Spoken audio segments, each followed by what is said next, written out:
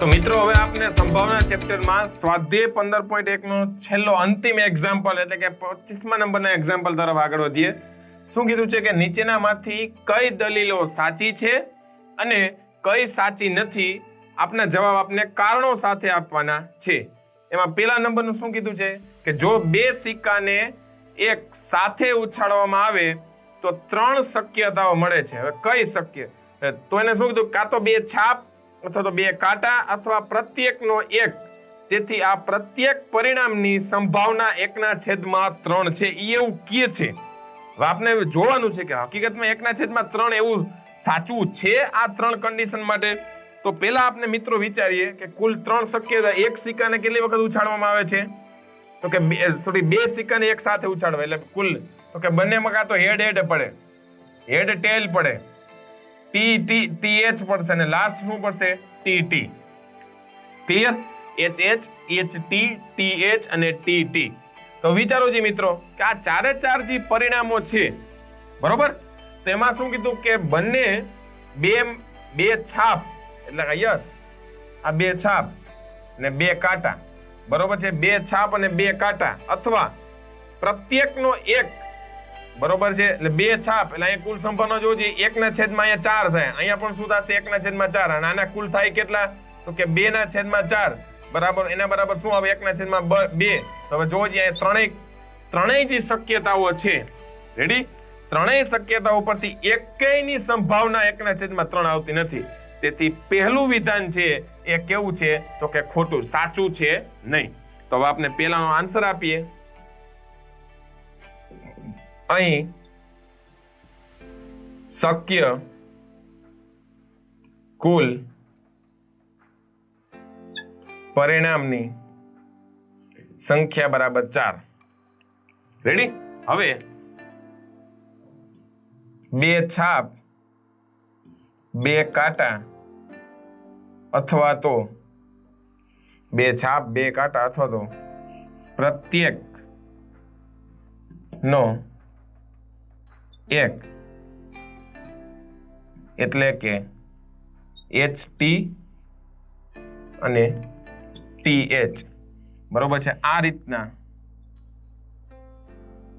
કુલ ઉપનામાં કેટલી મળશે? 1 ને 2 અનુક્રમે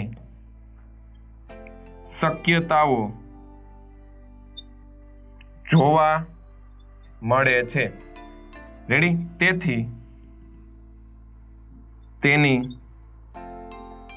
સંભાવનાઓ અનુક્રમે કેવી આવે છે? 1/4, 1/4 અને 1/2 મળે છે. બરોબર? કે જે 1/3 સાથે સુસંગત નથી. રેડી? 1/3 સાથે સુસંગત નથી. માટે આપણે જે પહેલો નંબર એટલે મીન્સ કે જે આપણે જે પૂછેલું હતું પહેલા નંબરના એક્ઝામ્પલમાં એનો આન્સર આપણે આપી દીધો. હવે બીજું શું કહે છે કે જો પાસાને ઉછાળવામાં આવે, પાસો, હવે સિક્કાવાળો એક્ઝામ્પલ અહીંથી નીકળી જાય છે, પાસો આવી જાય છે કે જો પાસાને ઉછાળવામાં આવે તો શક્ય પરિણામો મળે કુલ 36. બરોબર? એક જ પાસાને ઉછાળવાનો છે. એમાં અયુગ્મ અને યુગ્મ મેળવવાની સંભાવના 1/2. યસ, તો આ વિધાન સાચું છે. કઈ રીતના? અહીં પાસાને એકવાર ઉછાળવામાં આવે તો કુલ 6 પરિણામો, કુલ કેટલા? 6 પરિણામો મળે છે. હવે ક્યાં 6 પરિણામો? તો કે 1 પડે, 2 પડે, 3 પડે, 4, 5 અને 6. હવે અયુગ્મ સંખ્યા કઈ હોવાની? યસ, તો કે 1, 3 અને 5. યુગ્મ સંખ્યા તો કે 2, 4 અને 6. તો કુલ યુગ્મ એટલે મીન્સ કે આપણે લખીએ કે અયુગ્મ સંખ્યા મળવાની, અયુગ્મ સંખ્યા મળવાની શક્યતા 3. તો આને ઘટનાને કહી દઈએ P of E બરાબર 3/6 બરાબર 1/2 આન્સર આવે છે. આ જ રીતના યુગ્મ સંખ્યા મળવાની શક્યતા બરાબર 3, તો પી ઓફ એફ બરાબર 3/6 બરાબર 1/2.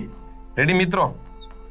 તો અહીંયા આપને જોવો જોઈએ જે સ્વાધ્યાય 15.1 નો એક્ઝામ્પલ છે એમાં 25મા નંબરનો જે અંતિમ એક્ઝામ્પલ હતો તેના બંને જે કારણો આપને આન્સર પેલા કીધેલો કે આ વિધાન સાચું છે, તો પેલું હતું ખોટું, એનું આપને વ્યવસ્થિત કારણ આપ્યું, અને બીજું હતું કે કુલ 6 પરિણામો મળે છે, અયુગ્મ સંખ્યા મળવાની શક્યતા 3, તો તે ઘટના એટલે તે સંભાવના POP બરાબર 3/6 બરાબર 1/2, અને યુગ્મ સંખ્યા મળવાની શક્યતા કુલ કેટલી છે 3, તો ન્યા POF બરાબર 3/6 બરાબર 1/2. તો મિત્રો હવે અહીંયા આપને સ્વાધ્યાય આપનું 15.1 કમ્પ્લીટ થાય છે, ચેપ્ટર પણ અહીંયા પૂરું થાય છે. તો આપણે આ ચેપ્ટરમાં હકીકતમાં સારાંશ તરફ જોઈએ એવું હોય તો આપણે અત્યારે જોઈ લઈએ કે શું શું કરેલું હતું આખા ચેપ્ટરમાં. તો કે આપણે સૌથી પહેલા તો કે ઘટના એટલે શું તેના બધા ખ્યાલો રજૂ કરેલા, કોને ઘટના કહેવાય, ઘટના ઉપરથી આપણે પરિણામો, પછી એક સૂત્ર તારવેલું હતું P of E બરોબર છે, બરાબર શું આવશે કે ઘટના E માટે ઉદ્ભવતા સાનુકૂળ પરિણામની સંખ્યા છેદમાં કુલ પરિણામોની સંખ્યા. આના ઉપરથી આપણે 4 એક્ઝામ્પલ જોયા હતા. તો કે એક તો આવશે સિક્કો, બરોબર, પછી આવશે પાસો, પછી પત્તા અને બોલ. મોસ્ટ ઓફ આ 4 એક્ઝામ્પલ ને કોરસ્પોન્ડિંગ બધી વાત થતી હતી. બરોબર, સિક્કો આવે તો એકવાર ઉછાળવામાં આવે તો 2 પરિણામ મળે, હેડ અને ટેલ. 2 વખત ઉછાળવામાં આવે તો કુલ 4 પરિણામ મળતા હતા, આપણે જોયા હતા. 3 વખત ઉછાળવામાં આવે તો કુલ 8 પરિણામ મળે છે. તો આની શોર્ટકટ શું છે? પેલા સપાટી કેટલી છે તો કે 2. કેટલી વખત ઉછાળો છે એટલી વખત ઘાતમાં મૂકે. 4 વખત ઉછાળો હોય તો કુલ 16 પરિણામ મળે. રેડી? આ એની શોર્ટકટ છે. હવે પાસો લ્યો, પાસાને 1 વખત ઉછાળું તો કેટલા પરિણામ હોય તો કે 6. 1 વખત ઉછાળું તો 2 વખત ઉછાળું તો કેટલા આવશે 36. 3 વખત ઉછાળો તો 216 પરિણામ આવે. યાદ રાખજો, જેટલા પરિણામ પેલ 1 વખત ઉછાળતા કેટલી વખત ઉછાળો એટલી વખત એને ઘાતમાં ગોઠવી દેવાના. રેડી? પછી પાસાની રમત જોઈ હતી, સોરી પત્તાની રમત જોઈ હતી. પત્તામાં કુલ 52 પત્તા હોય છે, 4 ભાત હોય છે, 2 કલર હોય છે, 3 ચિત્રવાળા પત્તા હોય છે.